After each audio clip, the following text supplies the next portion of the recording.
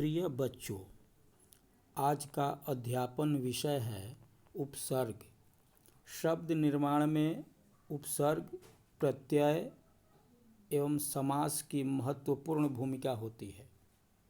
उपसर्ग में उप का अर्थ होता है पास, निकट, समीप तथा सर्ग का अर्थ होता है सृष्टि या निर्माण या रचना। इस तरह उपसर्ग का शाब्दिक अर्थ हुआ किसी मूल शब्द के पास पहुंचकर नए शब्द की सृष्टि करने वाला शब्दांश या अव्यय। इन्हें शब्द इसलिए नहीं कहा जाता है क्योंकि ये शब्द की तरह स्वतंत्र रूप से प्रयुक्त नहीं होते। साथ ही ये अव्यय इसलिए कहे जाते हैं क्योंकि इनका रूप अव्यय की तरह अपरिवर्तित होते हैं। ये सार्थक मूल शब्द के पहले लगकर उसमें विशेषता या अर्थांतर अर्थात अर्थभेद या नवीनता लाते हैं। देखें तालिका में। जय मूल शब्द है। इसके पहले वी उपसर्ग लगने से जो निर्मित नूतन शब्द है विजय। विजय का अर्थ है शानदार जीत, साधारण जीत नहीं, यानी विशेषता उत्पन्न हुआ। जब किसी भी गुण में वृद्धि या ह्रास होती है तो उसे विशेषता के अंतर्गत जाना जाता है। उसी तरह से मूल शब्द जय में जब परा उपसर्ग लगता है तो अर्थांतर हो जाता है, अर्थ परिवर्तन हो जाता है। जय का अर्थ है जीत और पराजय का अर्थ है हार, यानी विलोम अर्थ हो गया, विपरीत अर्थ हो गया। और तीसरा गुण जो उपसर्ग का है, जैसे जय मूल शब्द में जब सम उपसर्ग लगा तो संजय शब्द बन गया, नया शब्द है, नूतन शब्द की रचना हुई। अतः उपसर्ग की परिभाषा इस तरह से दी जा सकती है। उपसर्ग वैसे शब्दांश या अव्यय हैं जो किसी सार्थक मूल शब्द के पहले लगकर उसमें विशेषता या अर्थांतर या नवीनता लाकर अन्य शब्दों की रचना करते हैं, सृष्टि करते हैं, उपसर्ग कहलाते हैं। उपसर्ग की परिभाषा के बाद अब हम लोग इनके भेदों के विषय में चर्चा करेंगे। हिंदी भाषा में मुख्यतः 3 प्रकार के उपसर्ग प्रयोग में लाए जाते हैं। देखें तालिका में। तत्सम उपसर्ग, इसके 2 उपभेद हैं, संस्कृत के उपसर्ग, संस्कृत के अव्यय। दूसरा भेद उपसर्ग का है तद्भव उपसर्ग, इन्हें हिंदी के उपसर्ग भी कहा जाता है। तीसरा आगत उपसर्ग, जिसे विदेशी उपसर्ग के नाम से जाना जाता है। हम लोग एक एक करके इनका अध्ययन करेंगे। पहला भेद तत्सम उपसर्ग। तत् का अर्थ है उसके तथा सम का अर्थ है समान, की तरह। अतः यहाँ तत्सम का अर्थ हुआ उसके समान, अर्थात संस्कृत के समान, संस्कृत की तरह, संस्कृत के जैसा। वैसे शब्द जो संस्कृत से हिंदी में यथावत रूप में ज्यों का त्यों अर्थात संस्कृत के ही रूप में प्रयोग किए जाते हैं, उनका रूपांतरण नहीं हुआ, परिवर्तन नहीं हुआ, तत्सम शब्द कहलाते हैं। इनके पहले शब्दांश लगते हैं तो संस्कृत के उपसर्ग के नाम से जाने जाते हैं। जब इनके पहले अव्यय लगते हैं तो संस्कृत के अव्यय कहलाते हैं।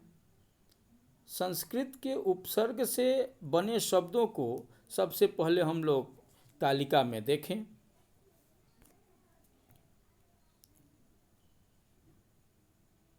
उप उपसर्ग है और स्थिति जो है तत्सम शब्द है। तत्सम शब्द में उप उपसर्ग लगा और जो निर्मित शब्द बना उपस्थिति वह भी तत्सम ही है। दूर उपसर्ग दशा में लगा, दशा तत्सम शब्द है। नूतन निर्मित शब्द बना दुर्दशा। इस तरह से हम लोग देखते हैं कि तत्सम शब्द में उपसर्ग लगने पर जो नए शब्द बनते हैं वे भी तत्सम ही होते हैं। अब संस्कृत के अव्यय से बने हुए तत्सम शब्दों को भी देखें।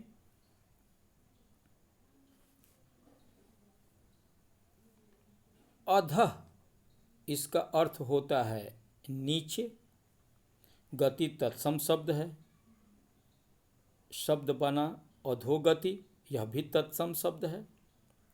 तो अधः, अंतः, अंतर, चीर, पुनर्, पुनः, ये शब्द समास निर्माण में शब्द या शब्दांश के रूप में प्रयोग होते हैं, जिनसे संस्कृत में या हिंदी में नए शब्दों की रचना की गई।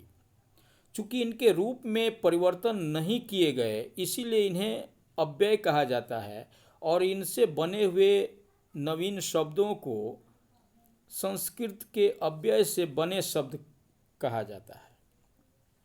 दूसरा भेद है तद्भव उपसर्ग। तत् एवं भव के मेल से बना है तद्भव।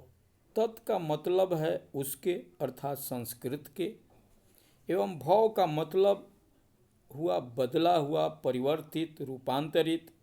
अतः तद्भव का अर्थ हुआ संस्कृत से रूपांतरित या आंशिक परिवर्तित। वैसे शब्द जिनके संस्कृत से हिंदी में आने पर रूप में थोड़ा परिवर्तन आया, तद्भव शब्द कहलाते हैं तथा उनमें लगने वाले उपसर्ग तद्भव उपसर्ग या हिंदी के उपसर्ग कहलाए। देखें तालिका में। पढ़ा तद्भव शब्द है। इसका तत्सम शब्द जो है पठ है। पढ़ा में अन उपसर्ग लगा। अन का अर्थ निषेध या अभाव के रूप में यहाँ है। इससे जो निर्मित शब्द है अनपढ़, वह भी जो है हिंदी का ही शब्द है। उसी तरह से पका शब्द में अध उपसर्ग लगा, अर्ध से अध बना। इसका अर्थ आधा होता है। निर्मित शब्द अधपका, यह भी तद्भव शब्द है। अन्य उदाहरण को भी देखा जा सकता है। ऊन, अर्थ होता है एक कम। 30 मूल शब्द है हिंदी का, इससे निर्मित शब्द बना 29। तो यहाँ हम लोग देखते हैं कि तद्भव शब्दों में जब उपसर्ग लगते हैं तो तद्भव शब्द बन रहे हैं। इसके पहले देखें कि तत्सम शब्दों में जब उपसर्ग लगते थे तो तत्सम शब्द बनते थे। तीसरा भेद है आगत उपसर्ग। इसे विदेशी उपसर्ग भी कहा जाता है। वैसे शब्द जो दूसरे देशों से आकर हिंदी भाषा में प्रयोग किए जाने लगे, उन्हें आगत शब्द या विदेशज शब्द कहा जाता है तथा उनमें लगे उपसर्ग आगत उपसर्ग कहलाते हैं या विदेशी उपसर्ग कहलाते हैं। यहाँ इस बात पर ध्यान देना आवश्यक है कि अंग्रेजी के शब्दों में अंग्रेजी के ही उपसर्ग तथा फारसी के शब्दों में फारसी के ही उपसर्ग, तुर्की के शब्दों में तुर्की के ही उपसर्ग लगाया जाता है और लगाया जाना चाहिए भी। नए शब्दों की रचना हम ऐसे नहीं कर सकते हैं कि फारसी शब्द में अंग्रेजी शब्द लगा दें, जैसे कि संकर शब्दों के साथ किया जा रहा है। देखें तालिका में अंग्रेजी शब्दों को। मास्टर अंग्रेजी शब्द है। इसमें उपसर्ग जो हेड लगा वह भी अंग्रेजी उपसर्ग है और इससे निर्मित शब्द हेडमास्टर भी अंग्रेजी शब्द ही है। पैंट अंग्रेजी शब्द है। हाफ अंग्रेजी शब्द है, उपसर्ग है, शब्दांश है और इससे निर्मित शब्द हाफ पैंट भी जो है अंग्रेजी शब्द ही हुआ। डिप्टी अंग्रेजी उपसर्ग, कमिश्नर अंग्रेजी शब्द और इससे निर्मित शब्द जो है deputy inspector, sub inspector, deputy commissioner, vice chancellor, chief minister, ये सब जो हैं अंग्रेजी के शब्द हैं और इनमें अंग्रेजी के उपसर्ग लगे हुए हैं। अब हम देखेंगे अंग्रेजी के अलावा जो दूसरे विदेशी शब्द हैं उनमें उसी भाषा के उपसर्ग लग करके शब्द निर्माण कैसे किया जाता है। जैसे खुश अर्थ अच्छा या प्रसन्न, दिल, ये दोनों उर्दू के शब्द हैं, खुश दिल। बा फारसी का शब्द है, इज्जत फारसी का शब्द है, तो बा उपसर्ग इज्जत के साथ लगा तो बा इज्जत।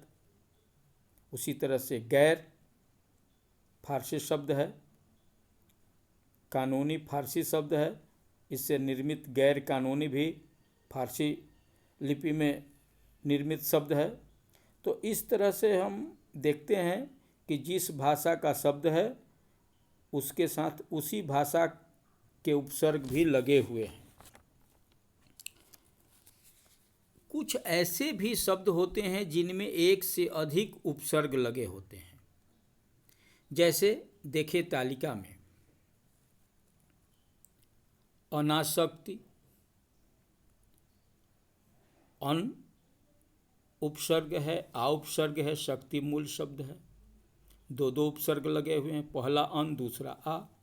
उसी तरह से निराकरण, पहला उपसर्ग है निर, दूसरा उपसर्ग है आ और इससे निर्मित शब्द बना निराकरण, करण मूल शब्द है। उसी तरह से रक्षित मूल शब्द है, सु लगने से सुरक्षित, और अ लग गया तो असुरक्षित, अ और सु दो दो उपसर्ग हो गए। सुसंगठित, सु पहला उपसर्ग, सम दूसरा उपसर्ग, गठित मूल शब्द। अनियंत्रित, अ पहला उपसर्ग, नि दूसरा उपसर्ग, यंत्रित मूल शब्द। निरभिमानी, निर पहला उपसर्ग, अभी दूसरा उपसर्ग, मानी जो है मूल शब्द, निरभिमानी। उसी तरह से व्याकरण, वी पहला उपसर्ग, आ दूसरा उपसर्ग, करण मूल शब्द। तो हम लोग आज उपसर्ग और शब्द रचना के विषय में जाने। शब्द रचना का अगला जो पड़ाव होगा हम लोगों का वो प्रत्यय। आज की पढ़ाई यहीं समाप्त की जाती है। हम लोग पुनः मिलेंगे, प्रत्यय के विषय में उस दिन चर्चा की जाएगी। तब तक के लिए आप लोगों से विदा लेता हूँ। धन्यवाद।